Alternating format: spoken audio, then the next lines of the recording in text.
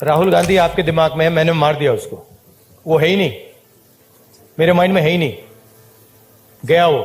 जिस व्यक्ति को आप देख रहे हो वो राहुल गांधी नहीं है। राहुल गांधी एक नाम जो पैदा हुआ राजनीति के महल में, एक परिवार जिन्होंने देश चलाया, मतलब एक पॉलिटिकल लेगेसी जहाँ से आगे बढ़ना सिर्फ एक नेचुरल स्टेप था। लेकिन सवाल ये है, फिर क्यों उनकी इमेज पप्पू बन गई? आपके अंदर मेरे लिए नफरत है, आपके अंदर मेरे लिए गुस्सा है, आपके लिए मैं पप्पू हूँ। उनकी स्पीचेस मीम्स बन जाती थी और कांग्रेस का गिरता ग्राफ उनकी पहचान बन गया। ऐसी मशीन लगाऊंगा, इस साइड से आलू घुसेगा, उस साइड से सोना निकलेगा।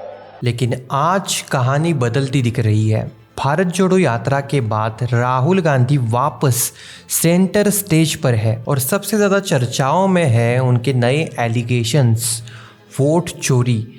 राहुल कहते हैं कि इलेक्शन में धांधली हुई है और इसी सब वजह से राहुल गांधी अभी चर्चाओं में है और कुछ लोगों ने तो उन्हें देश का नेक्स्ट पीएम घोषित कर दिया है।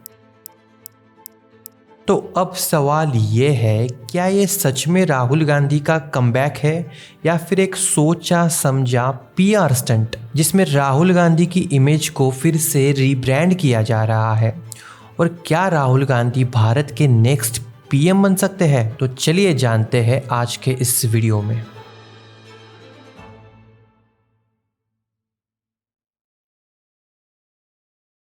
उन्नीस जून 1970 दिल्ली के एक हॉस्पिटल में एक बच्चा पैदा होता है। नाम रखा गया राहुल गांधी, एक ऐसा नाम जो आम घर में नहीं बल्कि इंडिया के सबसे पावरफुल पॉलिटिकल फैमिली में पैदा हुआ। दादी थी इंदिरा गांधी, देश की पहली महिला प्रधानमंत्री। पिताजी राजीव गांधी जो बाद में सबसे यंग पीएम बने, और मां सोनिया गांधी जो आगे चलकर कांग्रेस की सबसे लंबे टाइम तक प्रेसिडेंट रही। राहुल के लिए पॉलिटिक्स एक फैमिली की विरासत थी, पर इस विरासत के साथ ट्रेजेडीज भी आई। साल 1984 में इंदिरा गांधी का असैसिनेशन हुआ और इस इंसिडेंट के सिर्फ 7 साल बाद 1991 में राजीव गांधी की भी हत्या कर दी गई।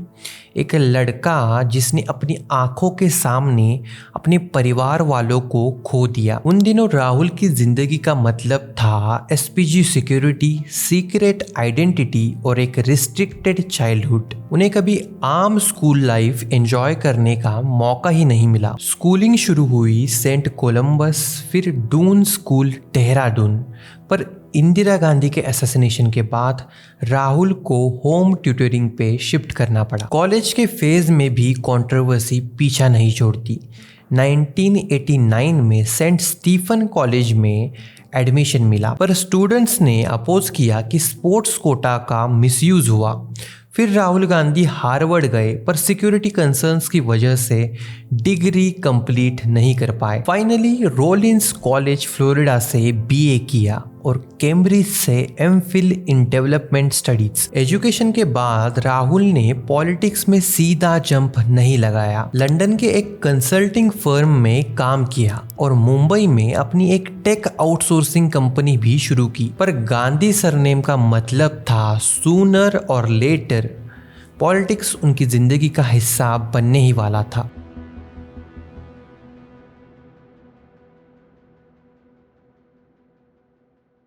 2004 के भारत के जनरल इलेक्शंस में कांग्रेस वापस पावर में आती है और इसी वक्त स्टेज पर एंट्री होती है राहुल गांधी की। पहला इलेक्शन, पहला चांस, और सीट कौन सी? अमेठी, गांधी परिवार का गढ़। एक ऐसी जगह जहां 1980 से 25 में से 22 साल गांधी फैमिली ही जीत रही थी। मतलब राहुल का जीतना पहले से तय था और राहुल गांधी इजीली जीत भी जाते हैं 66% वोट शेयर के साथ, और बस उनकी पॉलिटिकल जर्नी ऑफिशियली शुरू हो जाती है। पर ये एंट्री एक शॉर्टकट थी, कोई ग्रास रूट संघर्ष नहीं।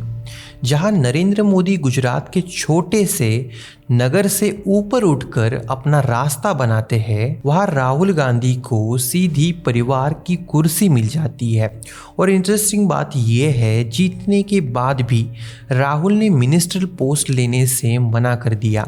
उन्होंने कहा, मेरा फोकस है पार्टी को मजबूत करना, खासकर उत्तर प्रदेश में। पार्टी ने उन्हें यूथ पॉलिटिक्स का फेस बनाया। इंडियन यूथ कांग्रेस और NSUI के रिफॉर्म्स के लिए उनका नाम फ्रंट पर आया। राहुल को मीडिया ने कांग्रेस का फ्यूचर PM टैग देना शुरू कर दिया। लेकिन एक चीज क्लियर थी, जहां आम नेता पॉलिटिक्स अर्न करते हैं संघर्ष से, वहां राहुल को पॉलिटिक्स मिली थी विरासत के तौर पर। प्रिविलेज उन्हें गेट के अंदर ले आया। अब देखना था लीडरशिप का टेस्ट कैसे पास करेंगे। 2009 में राहुल गांधी अपने पीक पर थे। गांव गांव घूमना, दलित फैमिलीज के साथ खाना खाना, स्टूडेंट कैंपस पर कनेक्ट बनाना, मीडिया ने उन्हें यूथ आइकॉन बना दिया। और 2009 के लोकसभा इलेक्शंस में कांग्रेस ने 206 सीट जीती। सब ने कहा राहुल गांधी ही अगले प्राइम मिनिस्टर बनेंगे, पर इस कहानी का ट्विस्ट आना बाकी था।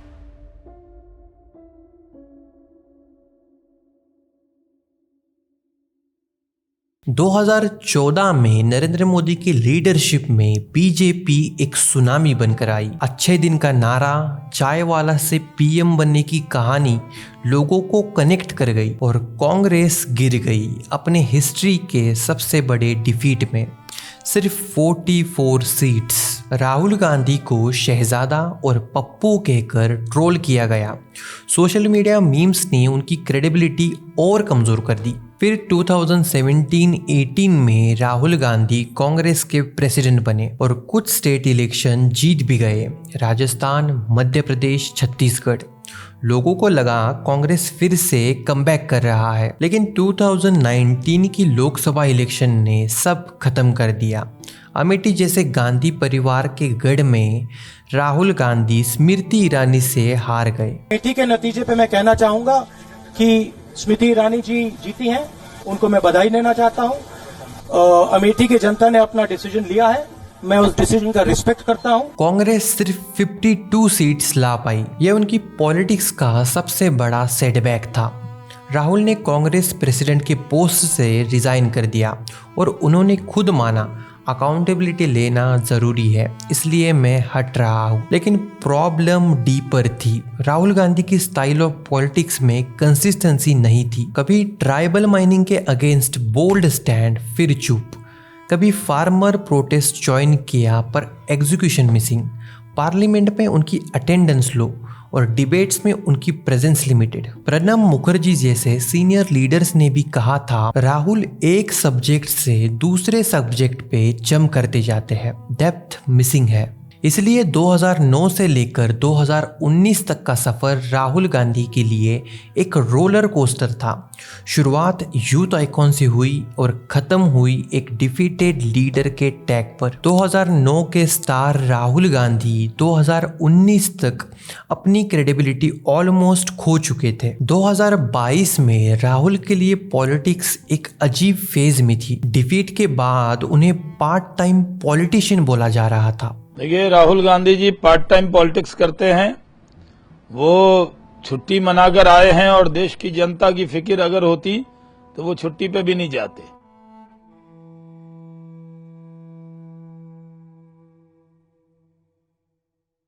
फिर आया एक मूव जिसके बारे में शुरुआत में सब मजाक उड़ाते थे, भारत जोड़ो यात्रा। कन्याकुमारी से कश्मीर तक 3500 किलोमीटर का सफर। व्हाइट टी शर्ट पहने राहुल लोगों के बीच चल रहे थे। कभी बच्चों से मिलते, कभी गांव में चाय पीते, कभी सेलिब्स उनके साथ चलने लगते। जो चेहरा पहले शहजादा लगता था वो धीरे धीरे ज्यादा ग्राउंडेड और अप्रोचेबल दिखा। जनवरी 2023 में श्रीनगर के बर्फ में राहुल गांधी ने तिरंगा फहराया। ये एक सिंबॉलिक मूवमेंट था। लोगों को राहुल गांधी की एक नई छवि देखने को मिली। खुद उन्होंने भी कहा, पुराना राहुल मर चुका है। राहुल गांधी आपके दिमाग में है, मैंने मार दिया उसको। वो है ही नहीं, मेरे माइंड में है ही नहीं, गया वो। इसी बीच 2023 में उन्हें डिफेमेशन केस में 2 साल की सज़ा सुनाई गई। लोकसभा से उनकी मेंबरशिप कैंसिल हो गई, पर सुप्रीम कोर्ट ने रिलीफ दिया। राहुल वापस एमपी बने। सपोर्टर्स के लिए ये उनकी फाइटर इमेज का नया प्रूफ था। और फिर आए 2024 के इलेक्शंस। कांग्रेस अपनी सीट्स डबल करके 99 तक ले आया। लेकिन ये भी सच है कि बीजेपी फिर से सरकार बना गई। मोदी जी का मास कनेक्ट और उनकी पार्टी की ऑर्गेनाइजेशन अभी भी कांग्रेस से कई कदम आगे थी। भारत जोड़ो यात्रा ने राहुल गांधी की इमेज को रीब्रांड किया, उन्हें एक सीरियस ऑपोजिशन लीडर बनाया। आज 2025 में राहुल गांधी की इमेज बदल रही है। पार्लियामेंट के अंदर वो Adani Ambani, stock market manipulation और वोट चोरी जैसे एलिगेशंस लगा रहे हैं। पहले जो लीडर को लोग क्लूलेस मानते थे, अब वही एक सीरियस ऑपोजिशन का रोल प्ले कर रहा है। पर एक बड़ी दिक्कत अभी भी राहुल गांधी के साथ जुड़ी हुई है। कांग्रेस पार्टी की ऑर्गेनाइजेशन अभी भी वीक है और डायनेस्टिक का टैग उनसे छूट नहीं रहा। पार्टी के अंदर ग्रुपिज्म है, लीडर्स आपस में ही लड़ते रहते हैं और ग्राउंड लेवल पर कांग्रेस की तैयारी बीजेपी के मुकाबले बहुत कमज़ोर है। दूसरी तरफ देखिए बीजेपी। जनधन योजना ने सबको बैंकिंग सिस्टम से जोड़ने का काम किया। यूपीआई ने डिजिटल रेवोल्यूशन और आयुष्मान भारत ने गरीब घरों तक हेल्थ केयर पहुंचाया। इंफ्रास्ट्रक्चर फ्रंट पे नए हाईवेज और एयरपोर्ट्स एक नया भारत बना रहे हैं। और डिप्लोमेसी में मोदी जी की चाइना विजिट ने उनकी ग्लोबल इमेज को और स्ट्रॉन्ग बनाया। तो राहुल गांधी की कहानी एक कमबैक जैसी लगती है, लेकिन बीजेपी अभी भी सबसे आगे खड़ी है और इस ग्राउंड रियलिटी को इग्नोर करना मुश्किल है। तो अब सवाल बनता है, राहुल गांधी का ये कमबैक असली है या सिर्फ एक केयरफुली क्राफ्टेड पीआर स्टंट? और राहुल गांधी देश के अगले पीएम बन पाएंगे या नहीं, ये सिर्फ आने वाला वक्त ही बताएगा। तो यही थी पूरी कहानी। तो आपके इस पर क्या ओपिनियन है, नीचे कमेंट सेक्शन में ज़रूर बताइए। तो मिलते हैं नेक्स्ट वीडियो में। जय हिंद।